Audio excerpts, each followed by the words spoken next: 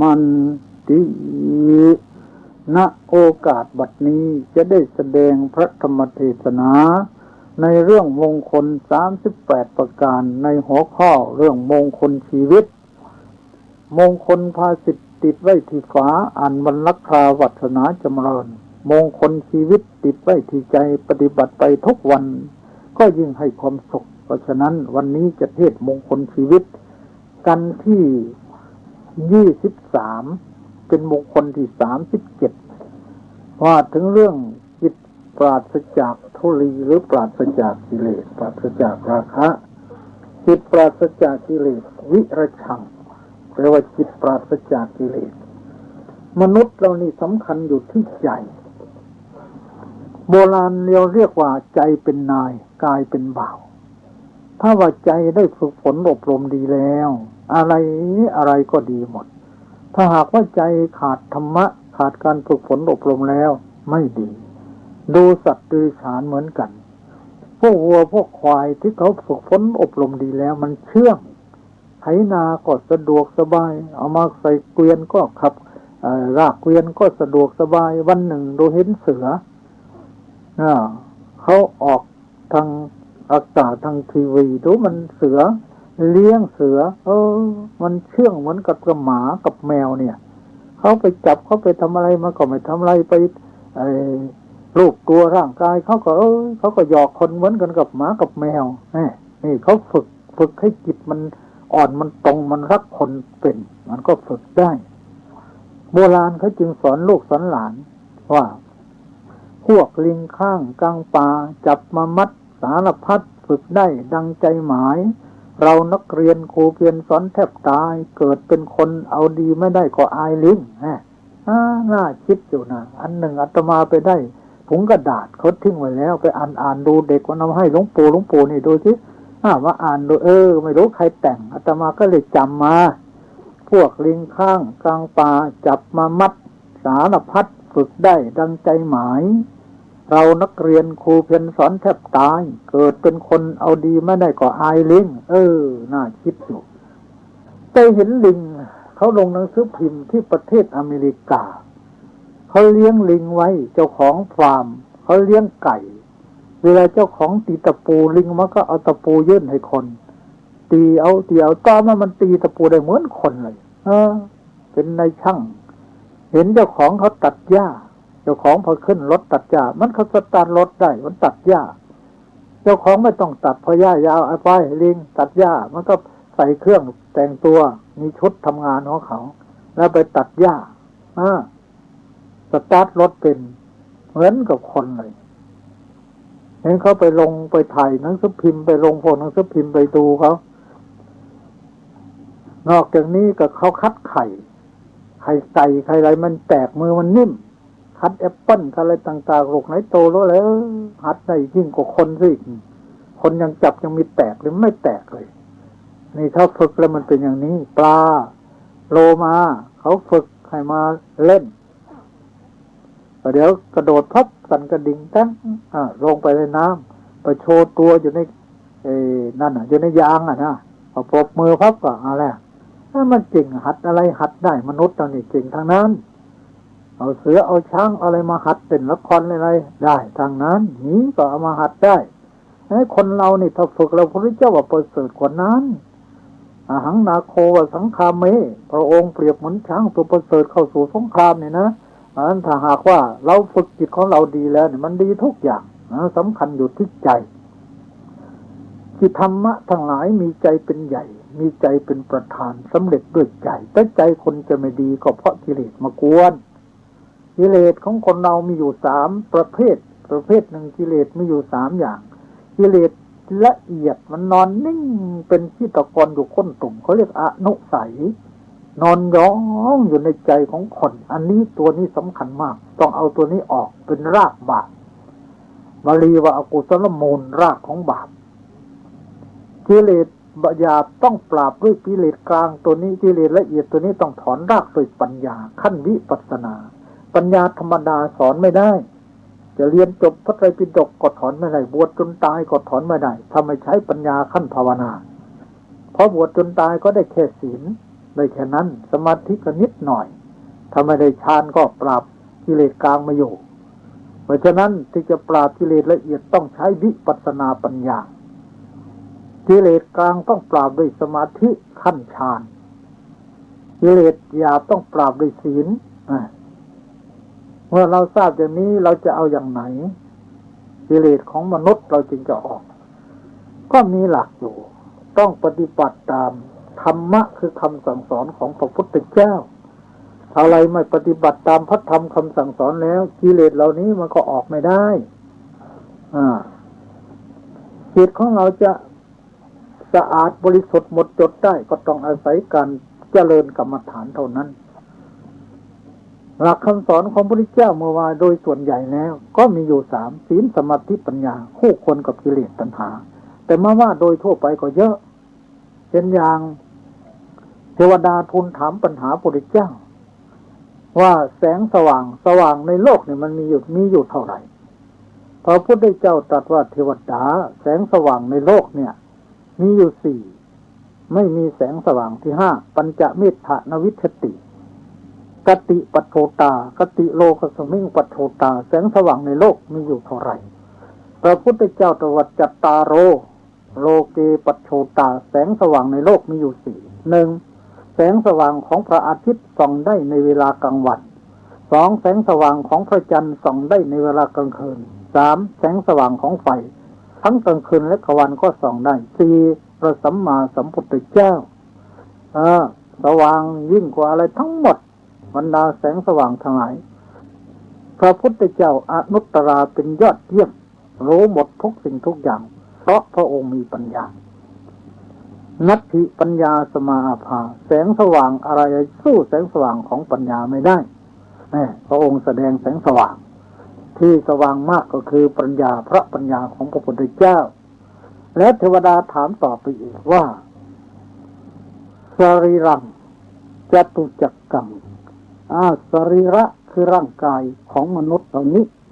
จตุจักกังมี4 ล้อนวทารังมีประตู9 ประตูปุณณังเต็มไปด้วยของไม่สะอาดโลเพนะสังยุตตังประกอบไปด้วยความโลภตังกชาตังเป็นเสมือนเปลือกตมคือมีตัณหาเป็นเครื่องฉาบทาให้เหนียวแน่นกระทั่งญาตราภวิสติจะปฏิบัติอย่างไรจึงจะออกจากกิเลสและกองทุกข์ได้พระพุทธเจ้าตรัสว่าเจตวานัตถิงวรัตตัญจะยิจฉาโลภันจะปาปักกังสมูลังตัณหังอัพพิหะเอวังญาตราภวิสติแปลว่าคนจะออกจากกิเลสและกองทุกข์ได้ต้องปฏิบัติอย่างนี้ขึ้น1เจตวานัตถิงตัดชนะทิ้งเสีย2เจตวาวรัตตังตัดเชือกทิ้งเสีย3ทั้ง4ติดกันอิจฉาโลภันจะปาปกังตัดความปรารถนาอันลามก4ตัดความโลภอันลามกออกทิ้งเสีย5สมูลังตัณหังอัพพิหะถอนตัณหาพร้อมทั้งรากออกเสียเอวังญาตราภวิสติภวิสติต้องปฏิบัติอย่างนี้จึงจะละกิเลสและกองทุกข์จึงจะพ้นจากกิเลสและกองทุกข์ได้อันนี้เป็นพระบาลีในพระไตรปิฎกสขาทวรรคเล่มที่15อธิบายย่อๆจิตของเราจะปราศจากกิเลสทุลีนี่จะต้องอาศัยธรรมะพระองค์ตรัสว่านัตเฉตวานัตถิงข้อที่1ตัดชนะตัวนี้หมายถึงโทสะคือความโกรธไม่ให้โกรธกันแล้วก็ไม่ผูกโกรธกันเพราะฉะนั้นปีใหม่จะมาถึงปีเก่าจะผ่านพ้นไปก็ขออย่าได้ผูกพยาบาทอาฆาตจองเวรกันไว้ถึงจะโกรธกันก็ให้อภัยกันเสียถ้าผูกโกรธกันไว้ท่านกล่าวว่าเหมือนกับเอาปลาเน่ามาผูกคอตัวเองเหมือนกับเอาหมาเน่ามาแขวนคอตัวเองไม่มีดีเลยมีแต่เสียทั้งนั้นท่านอุปมานางหนีกับไม่สะเคราะห์เขาผูกเป็นกันไว้มันก็อยู่ตั้งอยู่ตลอดกับตลอดกันหนีไปนอนใต้ต้นสะเคราะห์วันนั้นลมฝนตกแรงลมก็แรงกิ่งไม้สะเคราะห์แห้งมันตกลงมาถูกคอหมีก็โกรธหาว่าสะเคราะห์มาตีคอเขาอยู่ดีๆมาตีคอกันทำไมโกรธจัด อยากจะหาคนมาตัดตัวเองตัดไม่ได้ไปเห็นพ่อกับลูกเดินทางมาก็ไปหาต้องการอะไรต้องการไม้โอ้ตัดต้นสะเคาะนี้ดีนักแลคือพ่อกับลูกถามหมีอยู่ในป่านี่เห็นไม้อะไรที่มันทนหมีก็บอกต้นสะเคาะไงต้นไหนนี่ต้นนี้แหละดีแล้วก็พ่อกับลูกมุ่งจะไปตัดต้นสะเคาะเอาไปทำรถทำเกวียนเทวดาอยู่ก็เห็นก็ลงมาถามว่าต้องการอะไรจากต้นไม้สะเคาะเอาไปทำไมไปทำรถทำเกวียนทำไมล่ะมั่นคงดีใครบอกหมีตัวเมื่อกี้เนี่ยโอ้ดีแล้วแต่อย่างนั้นก็จริงแหละแต่ว่าต้นสะเคาะเนี่ยจะมั่นคงจะดีจริงต้องเอาหนังหมีด้วยนะจะได้หมีทีนะตัวเมื่อกี้ยังไงไปบอกมะต้นสะเคาะหนีไปได้หรอกหมีมันหนีได้ไปตามมะพอหมีก้มว่าจะบอกตัดตรงไหนถอนตัดคอเลยนะตกลงก็พอดีเลยหมีก็ตามเอาตัดตรงนี้พอมันเนื้อคอเอาคอชะโงกไปก็ถอนตัดคอหมีตายเลยหมีจะเลยผูกอาฆาตไว้อย่างเงี้ยผูกอาฆาตต้นสะเคาะไว้ว่าอย่างนี้นะนี่เวรทีนี้กากับนกเข้าอีกแล้ววันหนึ่งเขาเลือกนายกันในสัตว์สองเท้าสัตว์มนุษย์นี่เลือกแล้วเอาคนที่รูปร่างสะอาดสะองมีสติปัญญาเฉลียวฉลาดเป็นผู้ปกครองกันเราก็เรียกว่าผู้ใหญ่บ้านกำนันอำเภอข้าหลวงตามลำดับต้องเลือกกันมีมาตั้งแต่โน้นสัตว์สองเท้าก็เลือกกันอยู่พระลานหินจะเอาใครกันแน่ประชุมกันตกลงก็เลือกนกเข้าก่อนโหวตคะแนนกันใครเห็นดีด้วย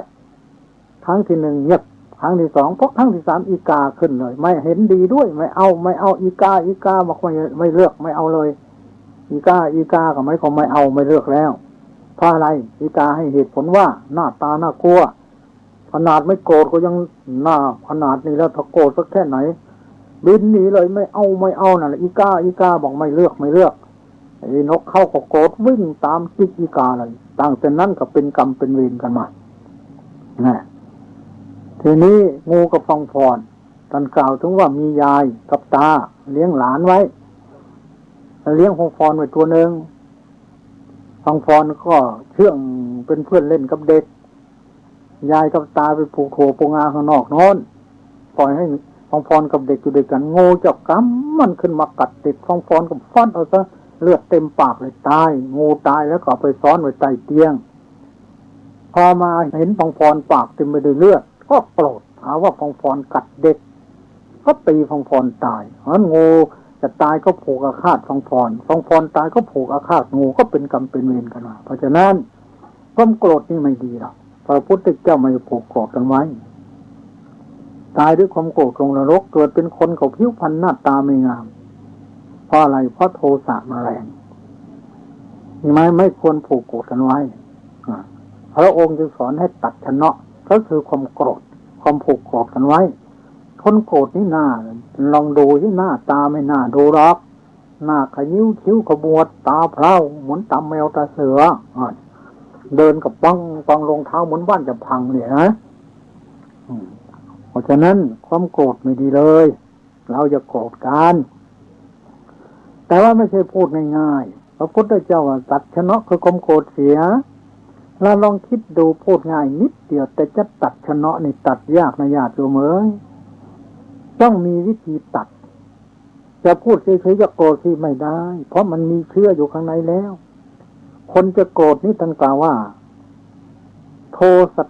ชาสยัตตามีความโกรธคือโทสะเป็นอัธยาศัยติดมาจากภพก่อนชาติก่อนแล้วนะข้อหนึ่งสองอคัมธิรปกติตาเป็นคนว่องตื้นอะไรนิดอะไรหน่อยก็โกรธสามอโยนิโสมนสิการขาดการพิจารณาโดยแยบคาย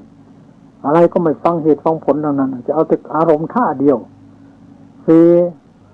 อนิฐานะรัมโนโยโคประกอบกับอนิฐารมเสมอได้เห็นได้ยินแต่เขาไม่ดีทั้งนั้นเนี่ยห้าก็ขาดการเจริญทำกรรมฐานมันก็เกิดความโกรธได้ง่ายดังนั้นความโกรธในจะละได้ต้องเจริญวิปัสสนาถึงพระอนาคามีต้องอนาคามิมรรค ละด้วยอนาคามิมรรคผ่านญาณ16ครั้งที่3ถึงนิพพานครั้งที่3นอกนั้นไม่มีทางนอกจากข่มไว้ชั่วคราวเท่านั้น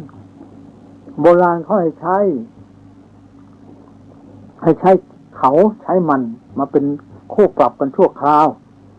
อาตมาไปโคราชถึงบ้านคุณสิริกริงชัยเอามันกับเอาเขาใส่ช่างแขวนไว้หน้าบ้านโยมเอาไว้ทำไมไว้ดักกิเลสนั่นโบราณเราใช้อย่างนี้ส่องกระจกดูเงาช่างเขาช่างมันนับให้ทันถูบ้านท่านว่างั้นนะคือส่องกระจกดูเงาเวลาโกรธโยมคุณโยมทุกคนถ้าโกรธลองแอบไปดูกระจกบานใหญ่ๆที่บ้านสิหน้าตาจะไม่น่าดูเลยถ้าใครแอบถ่ายรูปเราไว้จะขี้ทิ้งเลยใช่ไหมมันไม่งามนี่เขาเรียกส่องกระจกดูเงาช่างเขาช่างมันโบราณเขามีเขาวัวเขาควายไว้เวลาโกรธปั๊บเขาเปลี่ยนอารมณ์โกรธอยู่กับเรื่องนี้เปลี่ยนปั๊บไปดูเขาไปดูมันแล้วภาวนาช่างเขาช่างมันจิตมันจะค่อยลดลงเพราะมันเปลี่ยนอารมณ์แล้วเบาลงไปอีกเยอะถ้าทำใจอย่างนี้แล้วนับให้ทันเจ้าคุณวารีท่านเคยให้นับฝาเป๊ปซี่โคลาอะไรที่เราทานแล้วอย่าทิ้งเก็บไว้แล้วนับทีละโคปั๊บ1 2 3 4 6 7 8 9 10นับมันจะถึงหมื่นถึงแสนมันก็หายโกรธนี่นับให้ทันแล้วก็ถูบ้านก็ได้พอโกรธปั๊บเปลี่ยนอารมณ์ซะคว้าผ้าขี้ริ้วมาถูชุบน้ำหรือถูบ้านออกกำลังเลยเหงื่อแตกออกมาสบายเนี่ยแล้วเปลี่ยนอารมณ์นั่นแหละแต่ชั่วคราวนะบางคนพอโกรธปั๊บวิ่งเข้าห้องไหว้พระทันทีบางทีสวดที่นั่นมาสอนคาถามันรีสวดพุทธคุณธรรมคุณก็หายถ้ารู้จักมีสติทำได้มีผู้หญิงคนหนึ่งไปหาหลวงพ่อผัวดิฉันเมาเหล้ามาแล้วทะเลาะดิฉันด้วยดิฉันหน่อยเอาอนุโมทนาไปวิธีทำอะไรล่ะเวลาผัวทำการทำงานมาขึ้นบ้านมาก็หน้าตึงแดงๆก็อมเลยนะอมน้ำมนต์นะตั้งขวดไว้อมน้ำมนต์ไม่ต้องพูดผัววางไว้กับเฉยนะอมน้ำมนต์ไม่ต้องเอาน้ำมนต์ออกไม่ให้คืนลงท้องอมไว้แก้มตีตุยผัวชักแปลกใจอะไรวันนี้มีหม้อมีไอ้ขวดน้ำมนต์แก้มมีตุยไม่พูดเลยผัวอะไรเฉยได้เรื่องไม่ทะเลาะกันวันนั้นวันที่2อีกแล้ววันที่3ก็ไม่ทะเลาะกันน้ำมนต์หมดไปหาหลวงพ่อบอกน้ำในตุ่มก็ใช้ได้แน่ถ้าคนไม่พูดได้อย่างเดียวก็ไม่ทะเลาะกันใช่ไหมล่ะนี่แหละวิธีเหล่านี้มันแก้ชั่วครู่ชั่วประเดี๋ยวแต่วิธีแก้เด็ดขาดต้องแก้ด้วยปัญญาคือเจริญวิปัสสนาถึงอนาคามิมรรคญาณเป็นพระอนาคามิโทสะจึงจะขาดที่พระพุทธเจ้าเทศนั้นเทศย่อๆนิดเดียวเทตวานับทิ้งให้ตัดความโกรธออกเสียใช่จะตัดได้ต้องมีปัญญาถึงขั้นนี้จึงจะตัดเลยนะข้อที่2วรตัญจะให้ตัดเชือกคือตัณหานะอันนั้นตัดชนะอันนี้ตัดเชือกได้จากตัณหาชนะได้จากความโกรธมันขันให้แน่นขันจนตาจะกระเด็นนั่นแหละนี่ขันให้แน่นเรียกว่าชนะได้จากโทสะเชือกคือตัณหาผูกให้ย้อนแต่ไม่ให้ไปไหนได้แต่ตัวตัณหานี่จะละได้ตัณหามีอยู่8นะเขาเรียกโลภะ8โลภะที่เป็นไฟทิฏฐิมีมิจฉาทิฏฐิด้วยอีก4ตัวนี่ดื้ออันนี้ต้องละได้โดยวิปัสสนาปัญญาขั้นที่14เมื่อถึงขั้น44เรียกว่าโสดาปัตติมรรคจึงจะละโลภะตัว4ตัวนี้ได้อาจารย์ไม่ใช่ง่ายละตัณหานั่นแหละตัณหากับโลภะอันเดียวกันนะตัณหาก็ดีโลภะก็ดีอิจฉาก็ดีแล้วก็อภิชฌาก็ดีอุปทานก็ดีอันเดียวกันนะโยมนะกิเลสตัวนี้นะมีหลายชื่อขณะที่นอนนิ่งอยู่ไม่รู้สึกอะไรนี่เท่ากับอนุสัยเรียกว่าราคานุสัยอนุสัยคือตัวราคะเขามีอยู่แล้วหรือตัณหามีอยู่แล้วเป็นตัวอนุสัยนอนนิ่งเหมือนขี้ตะกอนก้นตุ่มเมื่อนึกอยากได้ขึ้นมาหรือปรารถนาอันนั้นอันนี้นั่นเท่ากับโลภะแปลว่าอยากได้ยังไม่กระดุกกระดิกนอนมือเคยในผ้าคือมันนึกอยากใส่นาฬิกาอยากใส่แว่นตาอยากได้เสื้อผ้าอยากได้เงินในทองอยากได้รูปตีเสียงเป็นรถมันนึกอยากได้ทั้งนั้นนี่เท่ากับโลภะเมื่ออยากได้ก็ลุกขึ้นไปหามีเงินก็เอาตาไปหาซื้อ สิ่งที่เราต้องการจะเป็นเสื้อนาฬิกาก็เดินหานี่เขาเรียกตัณหาบอกอยู่ในตัวว่าหาเมื่อเห็นแล้วก็จ้องจับดูอันนั้นดีอันนี้ดีราคาเท่าไรนี่อภิชฌาเพ่งจ้องเมื่อซื้อมาเลยเป็นของเราเรียกอุปาทานยึดมั่นถือมั่นที่เป็นผู้คุณพุทธทาสว่าตัวกูของกูนั่นแหละเหมือนนกเขาเนี่ยนี่ตัวเดียวกันนะงูที่มันนอนอยู่ในโพรงนึกอยากกินกบกินเขียดนั่นก็งูตัวนั้นแหละที่เลื้อยอาหารก็งูตัวนั้นคนที่นอนนิ่งยังไม่นึกจากอะไรกับนึกจากใส่นาฬิกาเดินหาซื้อนาฬิกาเพ่งจ้องนาฬิกาได้แล้วยึดมั่นถือมันก็คนเดียวกันกิเลสก็เหมือนกันอย่างนี้นะต่างแต่อาการเท่านั้นเราเรียกว่าตัวตัณหา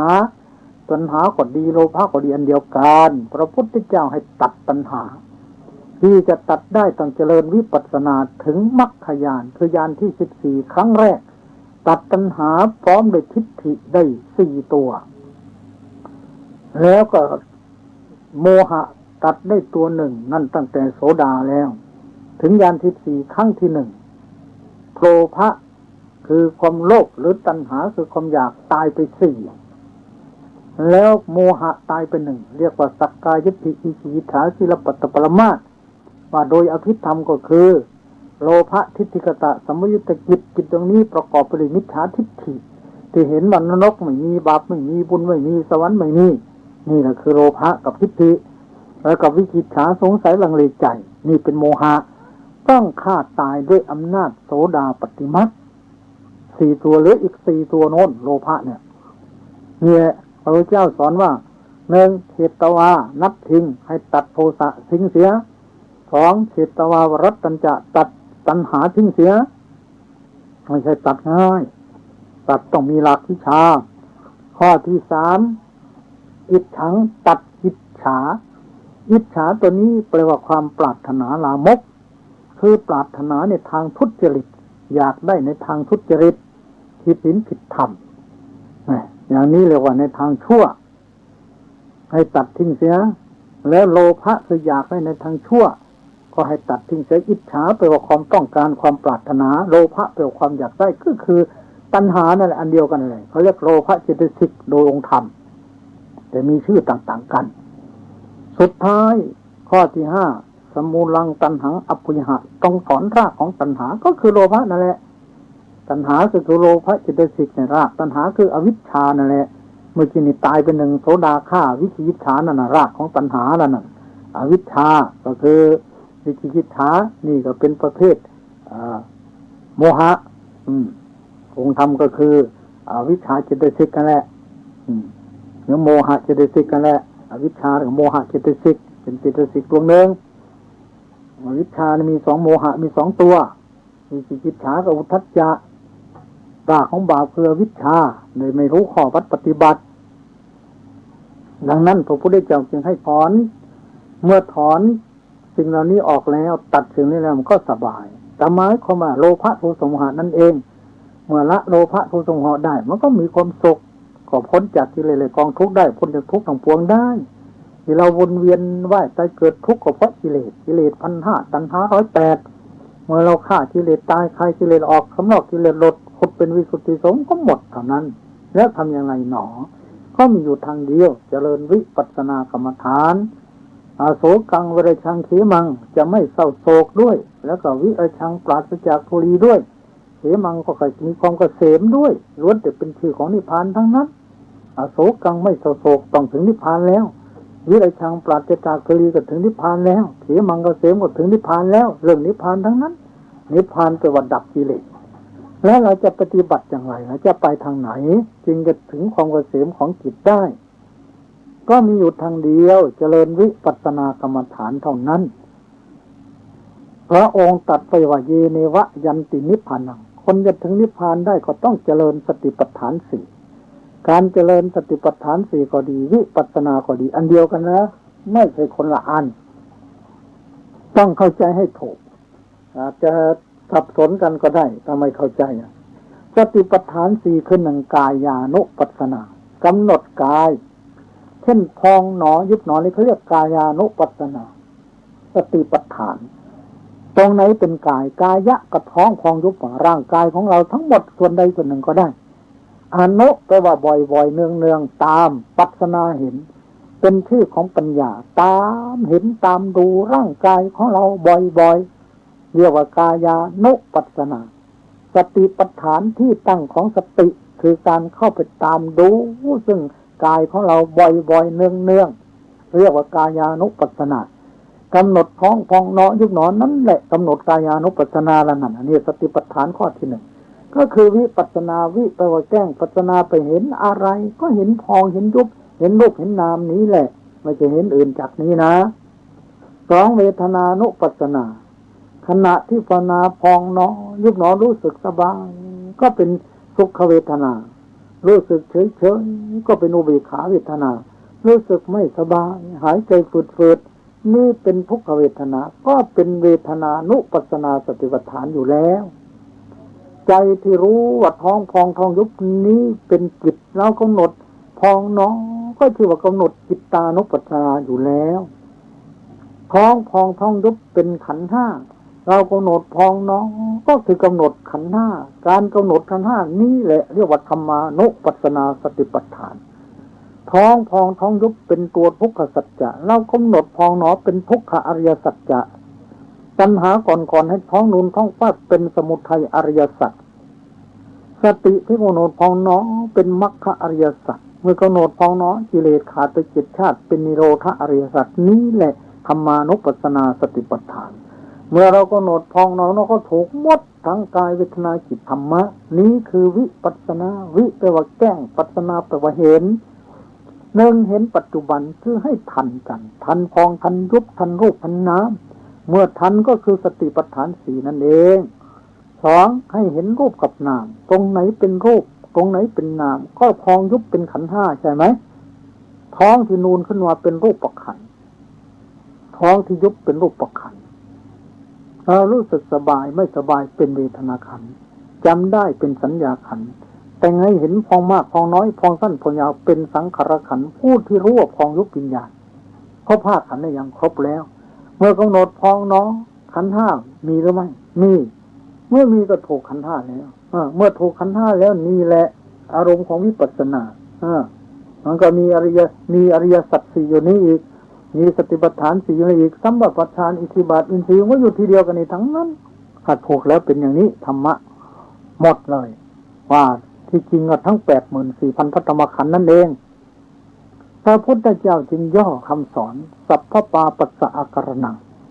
การไม่ทำบาปทุกอย่างนี่เป็นคำสอนของพระเจ้านี่คือศีลคนที่กำลังนั่งกำหนดพองยุบนี่ละบาปหมดไม่มีที่จะไปทำโลภก็ไม่เกิดโกรธก็ไม่เกิดหลงก็ไม่เกิดนี่แหละสัพพปาปัสสะอาการนัง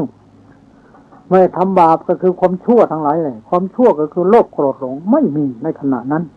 นี่คือว่ามีวินัยปิฎกแล้วกายกรรม3วจีกรรม4บริสุทธิ์เรียกว่าศีลวิสุทธิศีลบริสุทธิ์แล้วข้อที่2สักกุศลสูปสัมปทายังกุศลให้ถึงพร้อมเมื่อกำหนดพองเนาะบุญเกิดแล้วสมาธิมีแล้วนี่แหละสมาธิเป็นบุญท่ามกลางศีลอาทิก็ยังเป็นบุญขั้นต้นปราบกิเลสหยาบที่ออกมาทางกายกับวาจา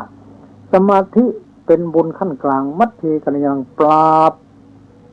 นิวรณ์ทั้ง5ถ้าใครมีสมาธิอยู่ที่พองเนาะยุบเนาะแล้วนิวรณ์คือบาปที่กั้นใจไม่ให้บรรลุมรรคผลนิพพานมี5ตัวไม่เกิดเลยกามฉันทะพอใจในรูปเสียงกลิ่นรสก็ไม่มีพยาบาทใจโกรธใจคุณก็ไม่มีทีนมิทธะง่วงเหงาห้องนอนก็มีอุทธัจจะกุจจะฟุ้งซ่านรำคาญก็ไม่มีวิจิกิจฉาสงสัยลังเลใจก็มีจะมีได้อย่างไรในเมื่อจิตอยู่ที่พองยุบแล้วมีไม่ได้นี่คือคณิกะสมาธินี่แหละเป็นพระสูตร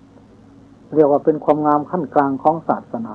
สัจจิตตประโยทัปปนังเป็นข้อสุดท้ายยังจิตใจของตนให้ผ่องใสนั้นคือปัญญานี่พระองค์รวมคำสอนทั้งหมด 84,000 พระธรรมขันธ์ลงมาสู่3จุดศีลสมาธิปัญญาเพราะศีลมีหน้าที่ปราบกิเลสหยาบที่จะล่วงมาทางกายกับทางวาจาสมาธิปราบกิเลสกลางที่จะล่วงมาทางใจได้แก่นิวรณ์5ปัญญาปราบอนุสัยกิเลส12ตัวที่นอนเป็นชิตกรอยู่ค้นตุ่ม เมื่อพร้อมด้วยองค์สามศีลสมาธิปัญญาเมื่อพร้อมด้วยคุณธรรมสามข้อศีลสมาธิปัญญากิเลสมันก็ขาดพองน้องขาดไป7 ชาติยุบน้องขาดไป7 ชาติเพราะอย่างนี้ทำให้จึงถึง7 ชาติเพราะพองน้องจิตเกิดดับ17 ขณะเป็นบุญอยู่ในชวนะดวงที่1 ถึง 7ดวงที่1รับศีลสมาธิปัญญาลงไปดับแล้วกิเลสขาดเป็น1 ชาติดวงที่2รับศีลสมาธิปัญญาลงไปกิเลสขาดไป1 ชาติดวงที่3รับศีลสมาธิปัญญาลงไปกิเลสขาดไปอีกแล้ว1 ชาติจนถึงดวงที่7ก็ขาดไป7 ชาติเพราะฉะนั้นพองน้องครั้งหนึ่งกิเลสขาดไป7 ชาติยุบน้องครั้งหนึ่งขาดไป7 ชาติแต่ต้องได้องค์3อาตาปีมีความเพียรสติมามีสติสัมโยมีปัญญาอภิชาโทมนัสสังวินยโลเกเมื่อผู้ใดพร้อมด้วยองค์3จึงจะละความโลภความโกรธหลงในอัตภาพอันนี้ได้ละได้โดยวิธีอย่างนี้นี่แหละวิธีที่จะละที่จะเอาชนะออกที่จะเอาเชือกออกจากสันดานของเราก็มีอยู่ทางเดียวคือเจริญวิปัสสนากรรมฐานเมื่อเราเจริญวิปัสสนากรรมฐานแล้วมันก็ขาดไปยกตัวอย่างง่ายๆเมื่อผู้ที่ปฏิบัติได้แล้วใจเขาไม่สมองเป็นไงลองนึกถึงนางปตาจาราเบื้องแรกทุกข์หนักที่สุดลูกก็ตายผัวก็ตายลูก2 คนคนหนึ่งถูกน้ำพัดไปคนหนึ่งถูกเหยี่ยวเฉี่ยวไปผัวก็ถูกงูกัดตายพ่อแม่ก็ถูกบ้านพังทับตายเผาในเชิงตะกอนเดียวกันทุกข์จนเป็นบ้าเลยแก้ผ้าแก้กินไม่รู้ตัวเลยผลที่สุดเข้าไปสู่ที่ประชุมพระพุทธเจ้ากำลังเทศน์คนทั้งหลายก็เอาก้อนดินทอนไม้ป่าหญิงบ้าอย่ามานี้พระพุทธเจ้าให้เข้ามาแล้วตรัสว่าสติงพระชินิปฏิละภัฏฐะขอน้องหญิงจงกลับได้เสียเถิดก็ระลึกได้เลยละอายแต่ก่อนนุ่งแก้ผ้านั่งอยู่ในกลางคนก็เขาเอาผ้าให้นุ่งเสร็จแล้วก็เข้าไปกราบพระพุทธเจ้าพระพุทธเจ้าก็เทศน์ให้ฟัง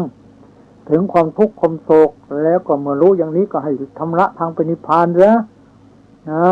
นางก็ได้สติเจริญขึ้นมาแป๊บเป็นพระอรหันต์แล้วหายทุกข์หายโศกแล้ว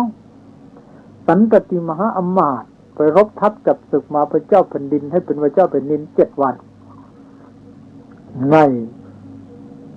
ลืมเหล้าเมาสุราเต้นรำ7 วัน 7 คืนไม่ค่อยได้หลับได้นอนหญิงฟ้อนไม่ได้พักก็ตายทุกข์โศกมากไปหาพระพุทธเจ้าก็เทศน์กรรมฐานให้ฟังให้เจริญกรรมฐานเลยเป็นพระอรหันต์เลย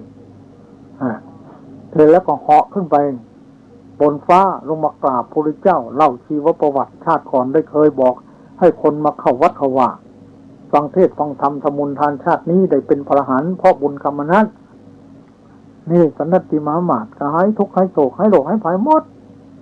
ไม่มีเศร้าโศกเสียใจแล้วนี่ก็เพราะอานิสงส์วิปัสสนาทีนี้จะเล่านิทานต่อให้ฟังอีกจะมีอีกคนที่ได้เจริญวิปัสสนากรรมฐานนี่เป็นไงในสมัยก่อนโน้นมีเล่าเรื่องให้ฟังเรื่องหญิงประพฤตินอกใจสามีหรือบุรุษคนหนึ่งประพฤติมิจฉาจารในภรรยาของพี่ชายอยู่ให้น้องชายฆ่าพี่ชายตายพี่ชายไม่อาจละความเยื่อใยในภรรยาได้จึงเกิดเป็นงูเหลือมงูเหลือมใหญ่อยู่ในเรือนนั่นแหละงูนั้นย่อมเลื้อยไปตกบนศีรษะของนางเสมอนางคิดว่าคงจะเป็นสามีของนางแน่แท้จึงให้เขาฆ่างูตัวนั้นเสียงูเกิดเป็นลูกสุนัขในเรือนนั้นอีกเพราะความรักในภรรยาสุนัขนั้นนางไปไหนก็ติดตามไปในที่ทุกแห่งพวกมนุษย์เห็นพากันเยาะเย้ยว่าพรานสุนัขออกแล้วจับไปที่ไหนนะนางจึงให้ฆ่าสุนัขนั้นอีกสุนัขเกิดเป็นลูกโคในเรือนนั้นอีกย่อมติดตามหญิงนั้นเหมือนเดิมอีกนางจึงได้ให้ฆ่าโคตัวนั้นอีกโคตัวนั้นตายแล้วเกิดในท้องหญิงนั้นเหมือนเดิมอีกเพราะความรักในภรรยาแต่ระลึกชาติได้ทราบว่าตนถูกหญิงนั้นฆ่าตาย4 ชาติแล้วคิดว่าเราเกิดในท้องของหญิงผู้เป็นข้าศึกเช่นนี้ไม่ยอมให้มารดาถูกต้องตนด้วยมือเลยย่าเท่านั้นถูกได้ย่าเท่านั้นประคับประคองเขาในการต่อมาปู่กล่าวกะเขาว่าพ่อเพราะอะไร เจ้าจึงไม่ให้แม่เจ้าต้องตัวด้วยมือเขาบอกว่านั่นมิใช่แม่ของผมนั่นเป็นปัจจามิตรของผมบอกเรื่องราวทั้งหมดให้ปู่ฟังปู่กอดหลานแล้วร้องไห้พลางกล่าวว่ามาเถิดหลานเอ๋ยประโยชน์อะไรของพวกเราด้วยการอยู่อาศัยในที่เช่นนี้แล้วพาหลานออกไปสู่วัดแห่งหนึ่งบวชแล้วเจริญวิปัสสนากรรมฐานจนได้บรรลุมรรคผลนิพพานด้วยกันทั้งสองคนเรื่องนี้ที่ให้เห็นว่ามีอยู่ทางเดียวเท่านั้นที่จะทำให้คนปราศจากทุลีคือกิเลสได้แก่การเจริญวิปัสสนากรรมฐานเรื่องที่สองเรื่องบทช่างกันระบบในกรุงสาวัตถีมีช่างกันระบบคนหนึ่งเป็นคนมีศรัทธาเลื่อมใสถึงสรณะสามสมาทานศีลห้าเป็นช่างพระมัตสุและแต่งพระจีสาของพระราชาและพระสนมของพระราชาเป็นต้นวันหนึ่งเมื่อเข้าไปทำงานในพระราชวังพาบุตรไปด้วยบุตรของเขาไปในพระราชวังแล้วเห็นเจ้าหญิงฤทธิ์โฉยองค์หนึ่งประดับตกแต่งราวกับนางเทพประสรหรือเหมือนนางฟ้าเป็นผู้มีจิตผูกพันด้วยอำนาจกิเลสไปถึงบ้านแล้วจัดเตียงนอนอดอาหารด้วยคิดว่าเป็นเมื่อเราได้เจ้าหญิงฤทธิ์โฉยจึงจักเป็นอยู่เมื่อไม่ได้เราจะตายในทีนี้แหละลำดับนั้นพ่อกล่าวว่าเจ้าอย่าทำฉันทราคะในเรื่องที่ไม่เป็นเรื่องเจ้ามีชาติต่ำเป็นเพียงบุตรช่างกันระบกเจ้าหญิงฤทธิ์โฉยเป็นถึงพระราชธิดาสมบูรณ์ด้วยพระชาติเจ้าหญิงนั้นไม่สมควรแก่เจ้าเราจะนำหญิงสาวอื่นผู้สมกันด้วยชาติและสกุลมาเพื่อเจ้าถึงบิดาจะปลอบโยนอย่างไรก็ไม่ยอมฟังไม่สามารถจะละความอยากได้จึงสู้ผอมตายในที่นั้นนั่นเองเรื่องนี้เป็นตัวอย่างให้บุคคลทราบว่าอำนาจของความรักสามารถทำบุคคลให้ถึงตายได้ไม่จัดเป็นมงคลจัดเป็นอวมงคลควรที่ทุกคนจะต้องรู้จักประมาณตนอย่ายอมตกอยู่ในอำนาจฝ่ายต่ำจนเกินไปเพราะเหตุฉะนั้นกุลบุตรพึงปฏิบัติวิปัสสนาเพื่อละโลภะเป็นต้นเสียเพราะว่าเมื่อปฏิบัติได้อย่างนี้ย่อมอาจเพื่อถึงความเป็นผู้มีจิตปราศจากทุลี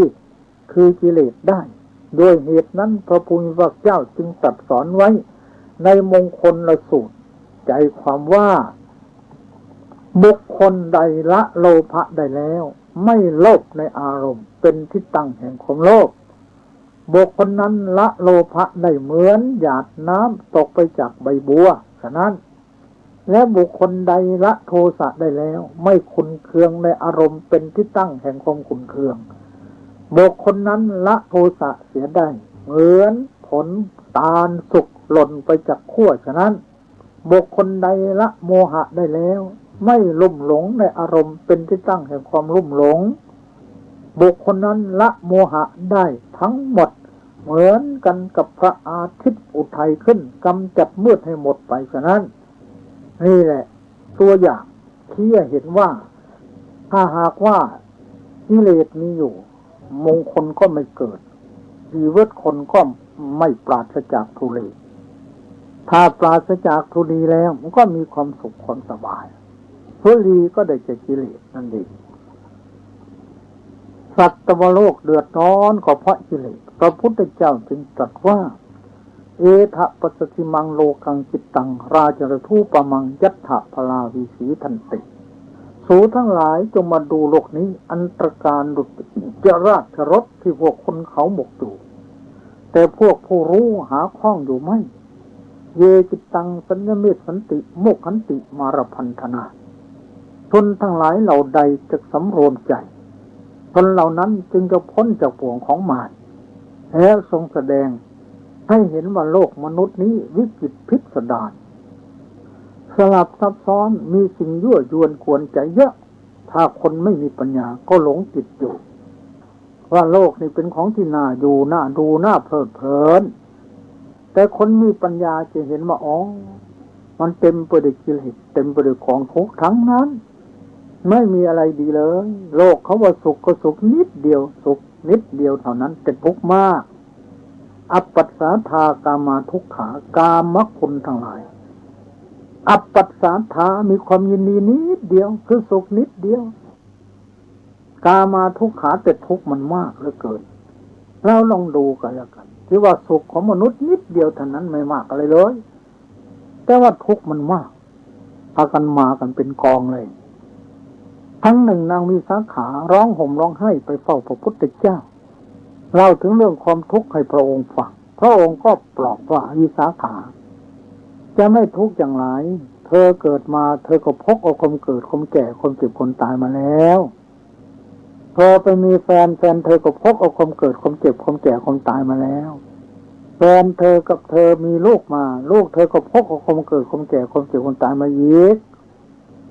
เธอมีลูก20 คนแต่ละคนก็พกเอาความเกิดความแก่ความเจ็บความตายมาเธอไปเลี้ยงวัวก็พกเอาความเกิดความแก่ความเจ็บความตายมา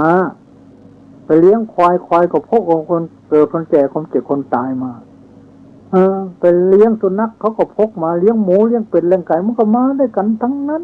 เพราะฉะนั้นกองทุกข์มันรวมกันอยู่มันก็ต้องทุกข์สิจะออกทางไหนหนอต้องออกทางวิบากคือเจริญวิปัสสนาเท่านั้น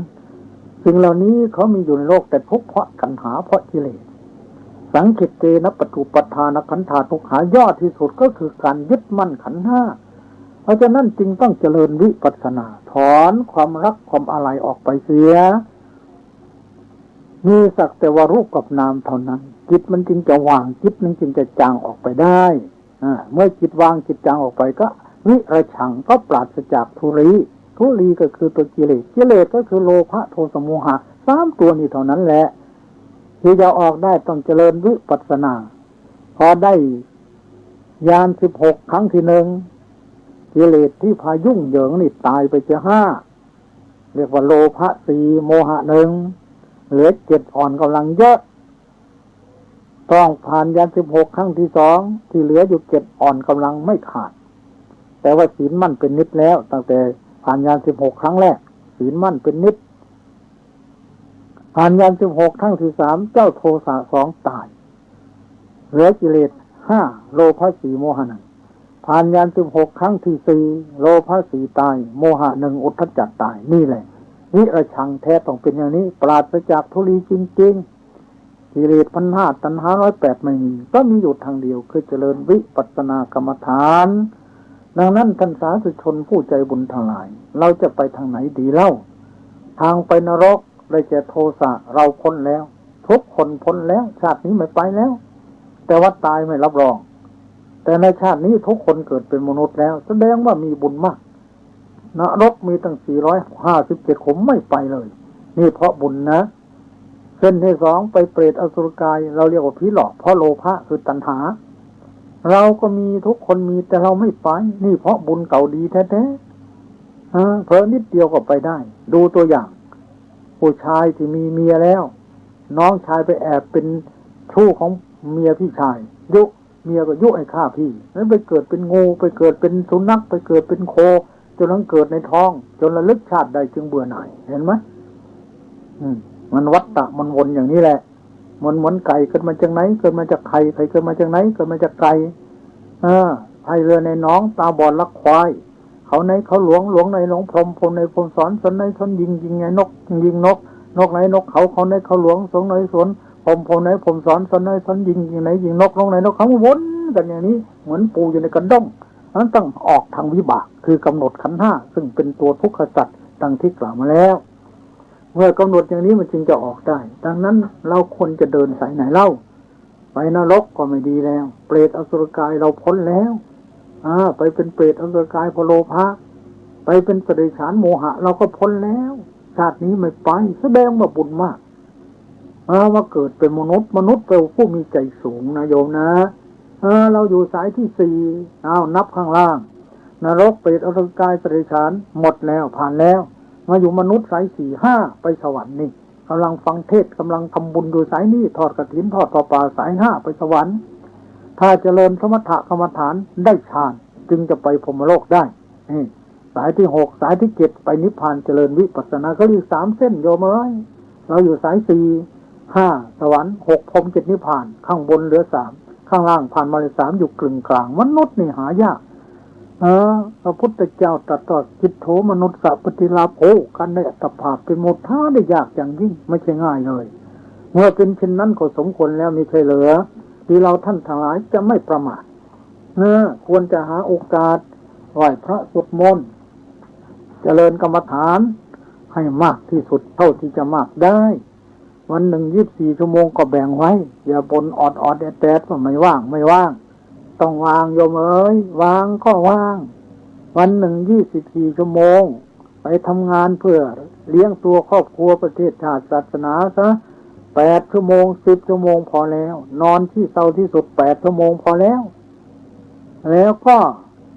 ทานข้าวปลาอาหารอาบน้ำอาบท่าปะแป้งแต่งตัวคุยกับพ่อกับแม่กับลูกกับหลานกับพงกับแฟนฟังข่าวสารการบ้านการเมืองเพื่อให้ทันโลกเขาบ้างอ่านหนังสือพอกสือพิมพ์ซะบ้างเอาไปสัก5 ชั่วโมงไม่ใช่เบานะโยมนะเหลืออีก1 ชั่วโมงทำอะไรล่ะ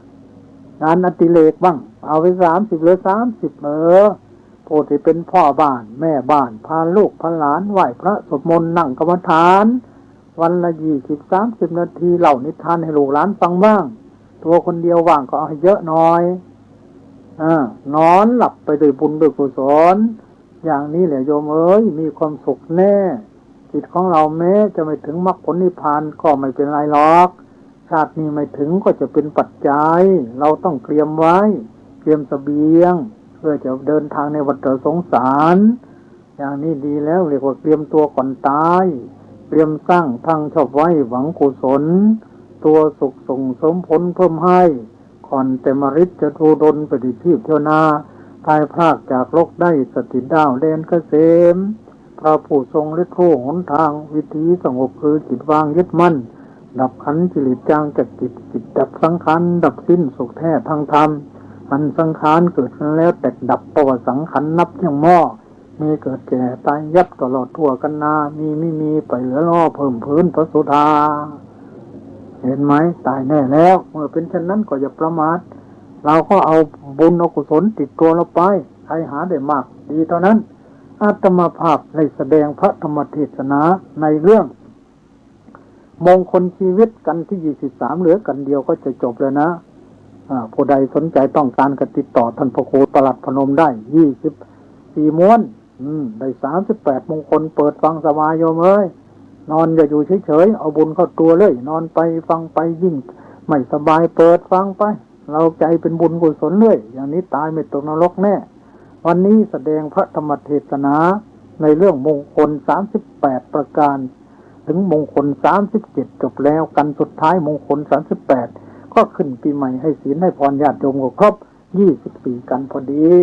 เทศนาประโยชน์สารเนนวสารการเป็นในสิ้นสุดจุดที่ลงแห่งการแสดงพระสัทธรรมเทศนานี้สัพพพุทธานุภาเวนะด้วยอนุภาพแห่งคุณพระศรีรัตนตรัยอติไสยบุญญาเขตขอท่านสาธุชนผู้ใจบุญทั้งหลายจงอยู่เย็นเป็นสุขปราศจากทุกโศกโรคภัยเจริญด้วยลาภยศอายุวรรณะสุขภละปฏิภาณธรรมสารสมบัติตลอดการเป็นนิจมีดวงจิตสถิตมั่นอยู่ในสัจธรรมนำตนในผลทุกถึงสุขอันไปบนกล่าวคือมาพ้นนรพานด้วยกันทุกท่านเอิญยะถาวะริวหาปุราปริปุเรนติสาคลังเอวเมวะอิโตตินังเปตนังอุปกัปปติอิจิตังปจิตังตุหังคิปะเมวะสมิจฉโตสัพเพปุเรนตุสังกปาจันโทปนรโสยถามะนิโชติรโสยถาสัพพิติโยวิวัชชันตุสัพพโรโควินัสสโตมาเตปวัตตวันตรายโยสุขีทิขายุโกภวะอภิวาทนาสีลิสนิจจังวุฒาปัจจายโนจัตตารโอธรรมาวัฏันติอายุวันโนสุขังภะลัง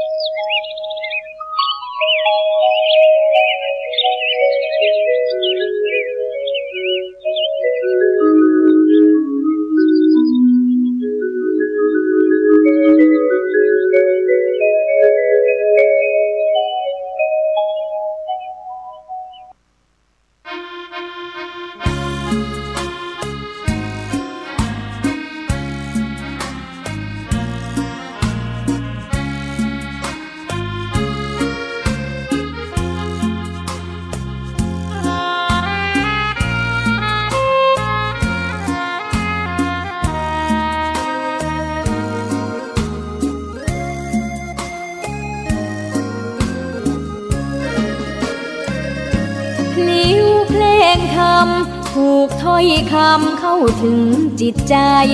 ฟังรายการวิทยุเสียงใสส่งถึงใจไปสู่ปลายนาสารธรรมน้อมนำมองพระศาสดาบอกผู้คนทั่วลาหันมาเข้าวัดฟังธรรมคลื่นเสียงนี้เป็นคลื่นธรรมะจากใจส่งถึงบ้านไกลบ้านไกลฟังได้สุขใจล้ำยามดึกดื่นค่ำคืนมีงานต้องทำเป็นคลื่นสารธรรมเน้นย้ำธรรมะเพื่อนใจเสียงคลื่นธรรมบอกหลักธรรมให้คลายความเหงาฟังเสียงธรรมะเบาเบา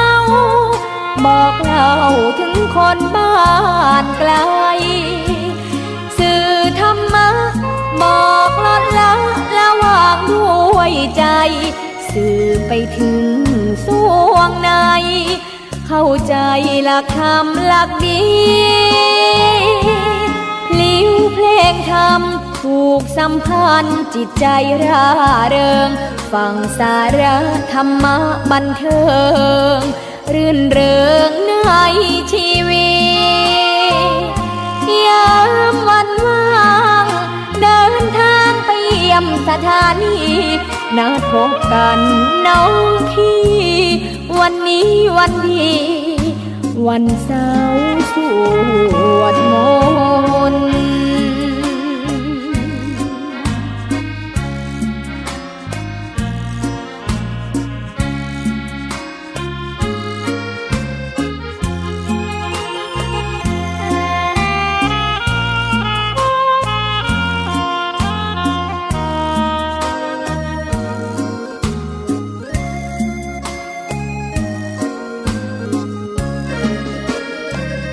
เสียงคลื่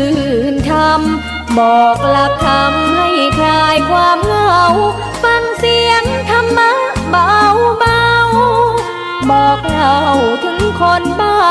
นไกลสื่อธรรมะบอกลดละวางด้วยใจสื่อไปถึงสวงในเข้าใจหลักธรรมหลักดีพลิ้วเพลงธรรมผูกสัมพันธ์จิตใจร่าเริงฟังสาระธรรมะบันเทิง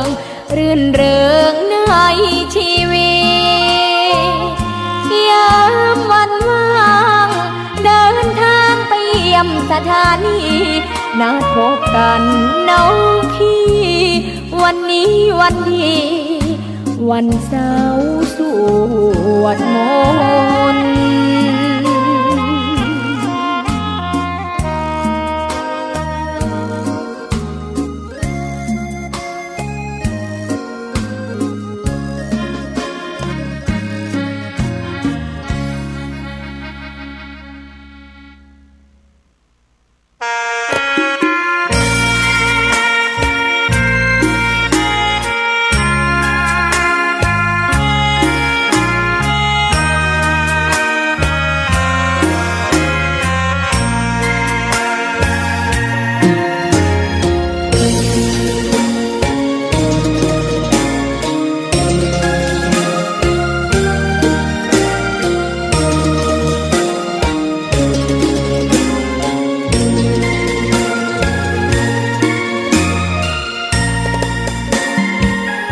ดอกบัวดอกหนึ่ง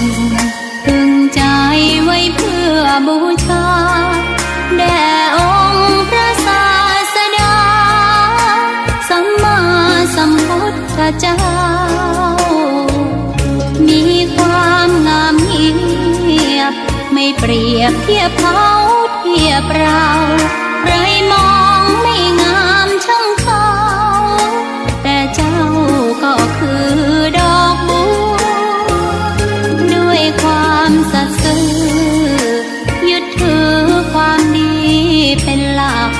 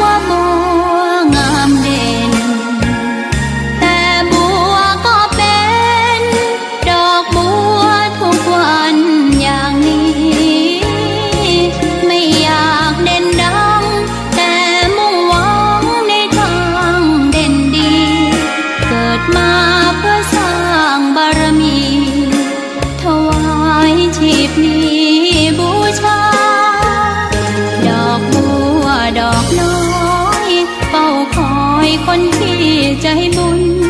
มาโอบเอื้อเกื้อกูลรู้ค่าของบุญเก็บบัวขึ้นมาเพื่อสร้างความดีและเสริมบารมีดังว่าใช้ดอกบัวนี้บูชาพระสัมมาสัมพุทธองค์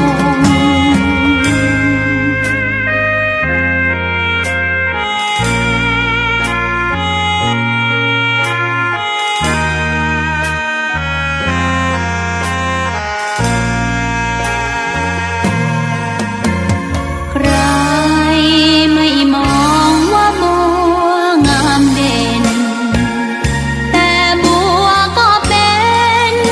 ดอกบัวทุกวันอย่างนี้ไม่อยากเด่นดังแต่มุ่งหวังในทางเด่นดีเกิดมาเพื่อสร้างบารมีถวายชีพนี้บูชาดอกบัวดอกน้อยเฝ้าคอยคนที่ใจบุ